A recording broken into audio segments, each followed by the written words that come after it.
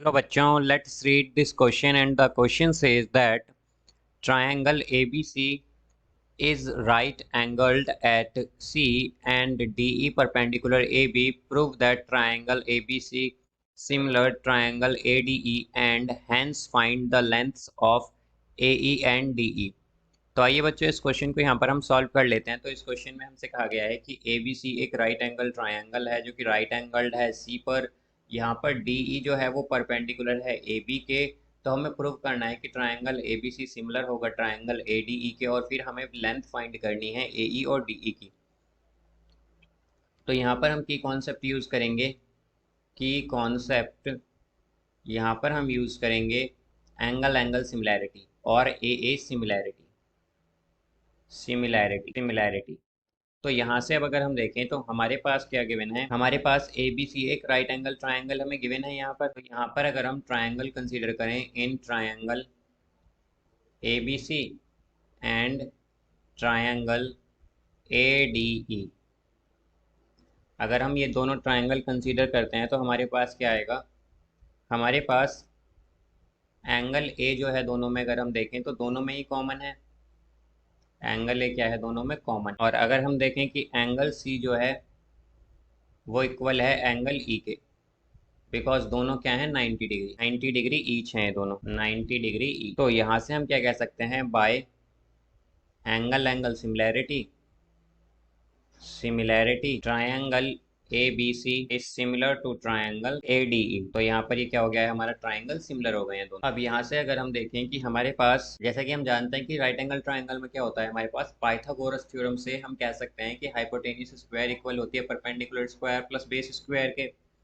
तो यहाँ से हम क्या कहेंगे कि ए बी स्क्वायर जो है वो क्या है, यहाँ पर हाइपोटेन्यूस है, तो ए बी स्क्वायर क्या होगी, ये इक्वल होगी परपेंडिकुलर प्लस बेस स्क्वायर के, यानी कि a c square plus b c square के। ये आया है हमारे पास फ्रॉम पाइथागोरस थ्योरम से। तो यहाँ से अगर अब हम देखें तो हमारे पास ए बी स्क्वायर क्या होगा, ए बी स्क्वायर इक्वल होगा ए सी। अगर हम देखें तो क्या है हमारे पास, ए सी होगी यहाँ पर AD 3 है और DC क्या है हमारे पास 2 है, तो 3 + 2 क्या हो जाएगा 5। तो AC क्या होगी 5 इस, यहाँ पर 5, तो ये AC 5 स्क्वायर होगा, AC स्क्वायर 5 स्क्वायर होगा, और BC क्या है 12, तो 12 स्क्वायर होगा। तो यहाँ से होगा 25 + 1 44। तो AB स्क्वायर क्या हो जाएगा, AB स्क्वायर इक्वल होगा 169 के, और AB हमारा इक्वल होगा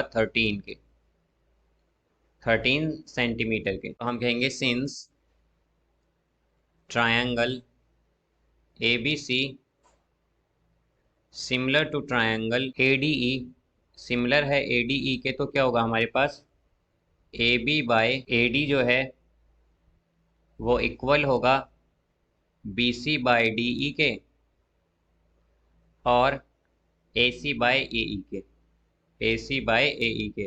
तो यहाँ से हमें क्या पता चला कि हमारी जो तीनों ये, अगर हमारे दोनों, जैसा कि हम जानते हैं ट्रायंगल सिमिलर होते हैं तो क्या होती हैं, साइड प्रोपोर्शनल होती हैं। तो हमारी ये साइड्स क्या हैं, प्रोपोर्शनल हैं, बिकॉज हमारे ट्रायंगल कैसे हैं, सिमिलर हैं।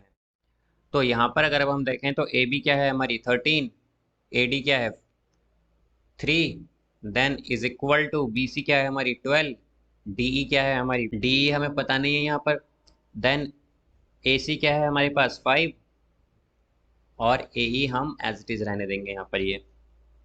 तो यहाँ पर अगर हम फर्स्ट टू को कंपेयर करें तो हमारे पास क्या आएगा, फर्स्ट टू को कंपेयर करने पर हमारे पास आएगा 13/3 इज इक्वल टू 12/DE, ये आ जाएगा यहाँ से। तो DE होगा हमारा, DE is equal to 36/13 centimetre. अब इसी तरह अगर हम यहाँ पर फर्स्ट और लास्ट को कंपेयर करें तो क्या आएगा, 13/3 is equal to 5/AE।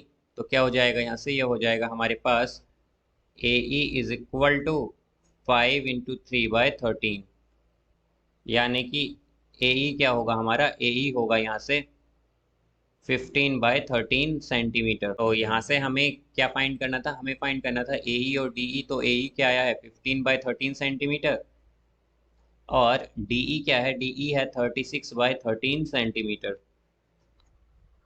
So I hope you understood it well. Best of luck. Thank you.